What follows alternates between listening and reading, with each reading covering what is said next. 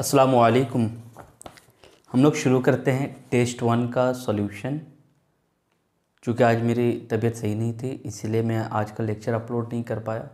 कल continuously 36 our duty करने के बाद, काम करने के बाद फ़ीवर और हेडेक दोनों हो गया, तो जिसकी वजह से कोई लेक्चर तैयार करने का मिजाज भी नहीं बन पाया। इंशाल्लाह अभी इस लेक्चर के बाद, सॉल्यूशन के बाद मैं लेक्चर बना करके अपलोड कर दूंगा। दिल तो चाह रहा था कि लाइव आकर के इसको सॉल्यूशन करवाते हम लोग तीनों सर, लेकिन पॉसिबिलिटीज़ है ही नहीं। देखिए, लाइव आने के लिए यूट्यूब पे एक क्राइटेरिया होता है कि आपके जो वॉचिंग आवर्स हैं चैनल पर वो 4000 होनी चाहिए, और अभी अपना चैनल का watching hour maximum to maximum 1000 hour होगा। 3000 आवर जब तक कंप्लीट नहीं होगा हम लोग लाइव नहीं आ सकते। तो देखते हैं कि कब तक हमारे मुक़द्दर में भलाई है। अगर 1-1.5 महीने में हो जाता है तो हो सकता है कि कमिंग 1 मंथ या 2 मंथ जो भी बचेगा तो उसमें हम लोग ये डाउट सेशन लाइव ले पाएँ। तो देखते हैं, अगर वॉच आवर जल्द से जल्द बढ़ जाए तो ये हमारे लिए भी भलाई है और आपके लिए भी बेटरमेंट हो सकता है इसमें। तो चलिए शुरू करते हैं टेस्ट 1 का solution. Pray for my health, कि हम जल्द से जल्द सही हो जाएं ताकि आप लोगों का लेक्चर जल्द से जल्द मैं बना दूं। क्वेश्चन नंबर 91 क्या है? Which statement regarding coenzyme is incorrect. देखिए, जब भी आप लोग क्वेश्चन पढ़िएगा तो करेक्ट, इनकरेक्ट, फॉल्स, ट्रू या फिर नॉट ट्रू, नॉट फॉल्स, ये तमाम चीज़ आप लोग गौर से देखा कीजिएगा कि कैसे क्या लिखा हुआ है। आरी बात समझ में? तो क्या बोला है? इनकरेक्ट। इनकरेक्ट में हम बोलेंगे every coenzyme is a cofactor and every cofactor is a coenzyme. यही स्टेटमेंट इनकरेक्ट हो गया कि जाहिर सी बात है सारे कोएंजाइम तो कोफैक्टर है, लेकिन सारे कोफैक्टर कोएंजाइम थोड़ी हैं। प्रोस्थेटिक ग्रुप भी हो सकते हैं, मेटल आयन भी हो सकते हैं। तो ये पहला स्टेटमेंट गलत है। जब एक स्टेटमेंट गलत हो गया और ऑल ऑफ दी क्या बोथ बोल करके कोई ऑप्शन नहीं है तो आपका आंसर यही हो जाना चाहिए। फिर भी हम लोग आगे देखते हैं। Every coenzyme is a cofactor but every cofactor is not a coenzyme. जाहिर सी बात है, हम लोगों ने अभी यही बात कही, ये स्टेटमेंट सही है। Most of the coenzymes are nucleotides and are composed of vitamins. सही बात है। Coenzymes are active constituent of enzyme. ये भी बात सही है कि जो एपो एंजाइम होता है वो इनएक्टिव एंजाइम होता है, और एपो एंजाइम में जब तक जाकर के कोफैक्टर ना ऐड हो तब तक वो एंजाइम एक्टिव नहीं हो सकता है। तो हम क्या कहेंगे कि ये जो कोएंजाइम है, coenzyme is a cofactor and cofactors are the active part of an enzyme. So the answer is A. Okay, the next question number 92। The rate of reaction doubles और decrease by half for every dash degree changes in either direction. 10 degree Celsius हम लोगों ने पढ़ा था, Q10 लो था, ये NCERT में दिया हुआ है। Next question number 93, very important. इस क्वेश्चन में बहुतों को डाउट आया, बहुत सारे लोग पूछ रहे थे। क्वेश्चन पर है, गौर से पढ़िएगा। Each enzyme often have additional parts in their structures that are made up of molecules other than protein, which this additional chemical part is an organic molecule, it is called। अब क्या बोला additional part, समझिएगा question क्या बोल रहा है। ये protein है, ये प्रोटीन क्या है? इनएक्टिव है। क्या है? इनएक्टिव है। अब इस इनएक्टिव प्रोटीन के साथ, इस इनएक्टिव प्रोटीन के साथ कोई एक्टिव पार्ट आएगा, तब जाकर के ये प्रोटीन क्या आएगा? कोई एक्टिवेटर, ऐसे लिख देते, कोई एक्टिवेटर आएगा, तब जाकर के ये प्रोटीन क्या होगा? एक्टिव होगा। तो अब ये प्रोटीन एक्टिव हो, इसके लिए यहाँ पे क्या आना चाहिए? एक्टिवेटर। उस एक्टिवेटर को क्या बोलते हैं? कोफैक्टर। अब ये कोफैक्टर क्या क्या हो सकता है? ये कोफैक्टर हो सकता है कोएंजाइम, ये कोफैक्टर हो सकता है प्रोस्थेटिक ग्रुप, ये कोफैक्टर हो सकता है मेटल आयन।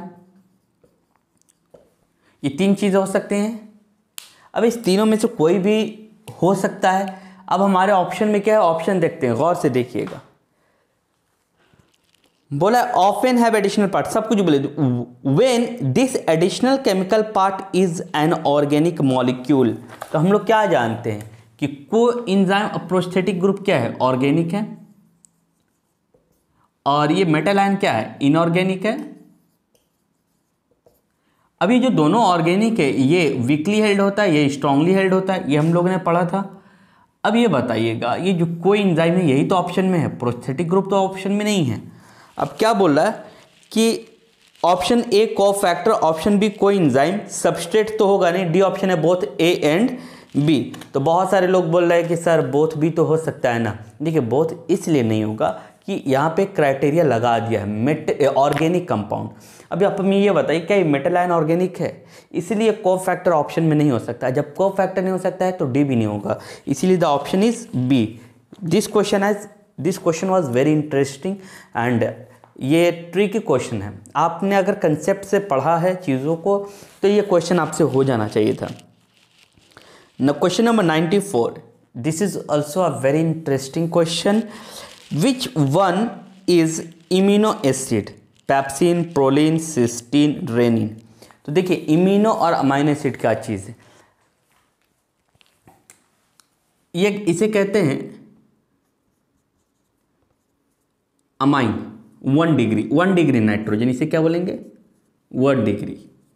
और ये जो NH होता है ना NH2, इसको करें सॉरी, ये NH2 को बोलते हैं 1 डिग्री अमाइन, इसको बोलते हैं 2 डिग्री अमाइन, और इनको बोलते हैं 3 डिग्री अमाइन। क्या बोलते हैं 3 डिग्री अमाइन। NH3 होता है अमोनिया। आप लोगों ने जब ये पढ़ा होगा ट्रांसपोर्ट इन प्लांट में, तो जब लास्ट में आप देखेंगे जहाँ पर सोयाबीन वगैरह का एग्जांपल दिया हुआ है एकदम चैप्टर के लास्ट में, तो वहाँ पे क्या बोला है कि नाइट्रोजन फिक्सेशन में अमोनिया ही जा करके नाइट्रोजन फिक्सेशन करता है। और जब ये अमाइनो एसिड बनाएगा तो जाहिर सी बात है ये अमोनिया जब किसी से जुड़ेगा तो NH2 के रूप में बनेगा। ये कैसे जुड़ेगा NH2, एक वैलेंस से फ्री होगा तब जाकर के जुड़ेगा। अब आप ये बताइए कि ये 1 डिग्री NH2 तो रहता है, ये NH2 रहेगा सिर्फ तो अमाइनो एसिड बोलेंगे। क्या बोल दिए अमाइनो एसिड। अगर इस NH2 के अलावा अगर जिस अमाइनो एसिड में ये 2 डिग्री नाइट्रोजन पाया जाएगा, जिस अमाइनो एसिड में 2 डिग्री नाइट्रोजन पाया जाता है उसी को कहते हैं इम्यूनो एसिड। उस अमाइनो एसिड को क्या बोलते हैं इम्यूनो एसिड। ठीक है, इसी का एग्जांपल क्या है प्रोलीन। तो जब R वेरिएबल ग्रुप देखिएगा ना, जैसे मान लीजिए अमाइनो एसिड में क्या रहता है H NH2 COOH। ये जब R वेरिएबल ग्रुप देखिएगा किसका प्रोलीन का, तो देखिएगा उसमें यहाँ पे NH पाया जाता है। उसके सारे ग्रुप में क्या पाया जाएगा बीच में कहीं NH पाया जाता है, तो ये क्या कहलाएगा इमाइनो एसिड। इसका एग्जांपल आप कैसे देखिए क्लास 12 का NCERT खोलिएगा, क्लास 12 NCERT केमिस्ट्री, क्योंकि वहाँ पे अच्छा से टेबुलाइज करके दिया हुआ है। NCERT पार्ट 2 क्लास 12 पार्ट 2 खोलिएगा, पेज 421 देखिएगा, वहाँ पे जाके देखिएगा जो टेबल है टेबल में दिया हुआ है आपका इसका answer. Clear. Next, which type of protein is in human skin, ये मैंने पढ़ाया था। सेकेंडरी प्रोटीन रहता है, इसका एग्जांपल भी मैंने बताया था keratin. The metabolic flow is called dynamic state of the body constituent, ये NCERT में डायरेक्टली दिया हुआ है। Read the two reactions A and B given below and select the correct options accordingly। बोल रहा है कि ATP में जब इनऑर्गेनिक फॉस्फेट जोड़ रहे हैं तो ATP बन रहा है, जब ATP टूट रहा है तो क्या बन रहा है ADP और इनऑर्गेनिक फॉस्फेट। अब आप हमें ये बताइएगा कि ATP टूटता है तब ना हमें एनर्जी मिलता है। एनर्जी कब होगा जब वो एक्सर्गोनिक होगा। तो सिंपल बहुत इजी क्वेश्चन था, कंसेप्चुअल था, मैंने कंसेप्चुअल भी नहीं बोल सकता, ट्रिकी क्वेश्चन था।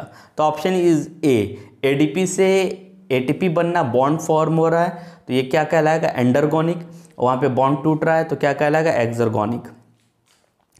क्वेश्चन नंबर 99 क्या है, the pyrimidine base which confirms additional stability to DNA over RNA is thymine. Thymine क्या होता है, जब आप pyrimidine का ये स्टडी कीजिएगा यूरासिल का और थाइमिन का, तो यूरासिल में जब करते हैं मिथाइलेशन, क्या करते हैं मिथाइलेशन, तो क्या बन जाता है थाइमिन। तो जब यूरासिल में मिथाइलेशन करते तो बनता है थायमिन। तो इसकी स्टेबिलिटी के बहुत सारे रीज़न होते हैं। एक तो एक सिग्मा बॉन्ड रिप्लेस होकर के 3 सिग्मा बॉन्ड बनते हैं। सिग्मा बॉन्ड से किसी भी कंपाउंड की स्टेबिलिटी बढ़ जाती है। और एक जो अल्फा हाइड्रोजन था जो बार बार इनॉल और कीटो फॉर्मेशन में पार्टिसिपेट कर रहा था, वो अल्फा हाइड्रोजन आपने रिप्लेस करके क्या बना दिया, CH3 वहाँ पे ऐड कर दिया।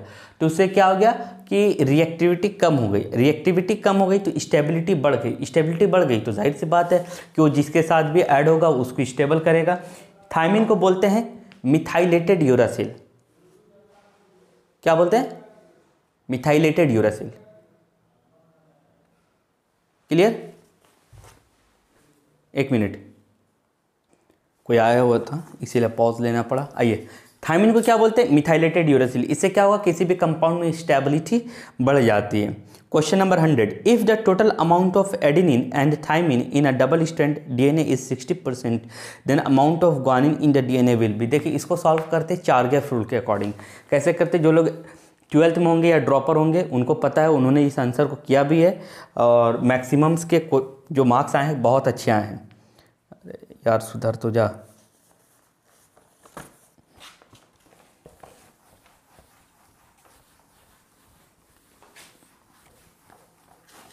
आइए चारगेफ रूल देखते हैं। चारगेफ रूल क्या बोलता है? ये आपके क्लास 12 का टॉपिक है, मॉलिक्यूलर बेसिस ऑफ इनहेरिटेंस में आप लोग देखिएगा। चारगेफ, इरविन चारगेफ नाम है इनका। तो चारगेफ रूल क्या बोलता है? इरविन चारगेफ रूल ये कहते हैं कि किसी भी डीएनए में जितना प्यूरिन होता है उतना ही पिरिमिडिन भी होता है। जितना प्यूरिन उतना पिरिमिडिन का मतलब ये कहते हैं कि अगर 50% प्यूरिन है तो 50% पिरिमिडिन भी होगा। 50% प्यूरिन है तो 50% पिरिमिडिन भी होगा। मतलब क्या कि अगर ये 50% है तो ये भी क्या होगा, 50%। यानी कि अगर प्यूरिन क्या होते हैं, एडेनिन प्लस ग्वानिन, और पिरिमिडिन क्या होगा, डीएनए अगर है तो, अगर डीएनए है तो डीएनए में पिरिमिडिन क्या होगा, साइटोसिन तो होगा। इस साइटोसिन के साथ बोलिए थायमिन। Very good. तो ये क्या होगा, ये 50%, ये भी क्या होगा, ये भी 50%। तो मैंने ये कहा कि ये 50%, ये 50%, मतलब ये कि अगर ये 30% है तो ये 20% होगा, और जब ये 30% है तो ये भी 30% होगा। आ रही बात समझ में? अगर ये 30% है तो ये 20% होगा, और ये 30% तो ये भी 30% होगा।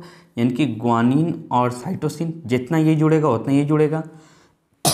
मतलब ये कि adenine plus guanine is equal to cytosine plus thiamine.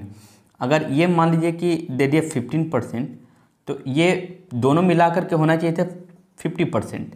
तो ये अगर हो गया 15 तो ये कितना होगा, 35%। ठीक, और ये हो गया 15 तो ये भी होगा 15, तो ये बच गया 35 तो ये भी होगा 35। ठीक है, ये था Chargaff rule. Chargaff rule actually क्या बोलता है? चारगेफ रूल के अकॉर्डिंग प्यूरिन और पिरिमिडिन का रेशियो इज इक्वल टू 1 होता है। Purine upon pyrimidine is equal to 1। तो this upon this ratio is equal to 1, तो this upon this is equal to 1। Am I right और right? तो C+T। अब देखिए क्वेश्चन देखिएगा ध्यान से, क्या बोल रहा है? If the total amount of adenine and thymine in double strand DNA is 60%, यानी कि एडेनिन प्लस थायमिन को जोड़ के 60%, यानी कि ये 30 होगा और ये 30 होगा। तो ये अगर 30 होगा तो ये कितना होगा, ग्वानिन और साइटोसिन 20 + 20 40। तो then the amount of guanine in this DNA will be 20%। देखिए क्वेश्चन को आप कैसे कीजिएगा, क्या बोला है? क्वेश्चन बोल रहा है कि एडेनिन और थायमिन का रेशियो क्या है, इन दोनों को मिलाकर क्या है, 60%। और एडेनिन के साथ क्या है, तो ग्वानिन और साइटोसिन। तो यानी कि ये 30 होगा, ये भी 30 होगा। कोई बोलेगा सर ये भी तो हो सकता है ये 20 हो या 40 हो, कभी नहीं। ये दोनों इक्वल मिल करके डबल करते हैं। सर ये 10 हो ये 50 हो, ऐसा नहीं सोच सकते हैं, कुछ नहीं सोच सकते हैं। ये क्या है, ये जितना होगा उतना ही ये होगा। यानी कि अगर बोल देता कि एडेनिन और थायमिन मिल करके बना रहे हैं 50%, तो हम ये कहते कि ये 25 है और ये 25 है। आ रही बात समझ में? यानी कि इक्वल होंगे, यानी कि ये दोनों मिल करके 60, यानी कि ये 30, यानी कि ये 30, यानी कि ये 20। आ रही बात समझ में? So the answer is 20%।